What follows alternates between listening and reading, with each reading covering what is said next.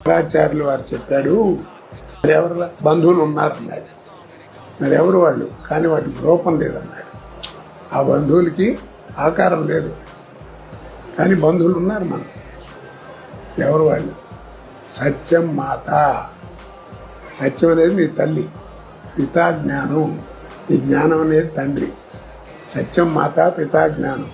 ధర్మో భ్రాత, నీ ధర్మగుణం నీ సోదరు, తోడబుట్టినవాడు. దయాసక, నీ దయాగుణం నీ స్నేహితుడు. శాంతి పత్ని, ఈ శాంతి గుణం అనేది నీ భార్య. క్షమాపుత్ర, క్షమాగుణం అనేది నీ పుత్రుడు. అందుకని గుణమే చేసి చెప్పు అంటాం మనం పెద్దవాళ్ళు. రాత్రులు పడుకున్నప్పుడు మనిషి బాగుపడాలంటే ఏమి చేయకండి, అలా పడుకుని గుండె మీద చేసుకుని ఇవాళ ఈ ఆరుగురితో ఎలా ఉన్నాను నేను అని ఆలోచించుకో, చాలు, నువ్వే బాగుపడతావు.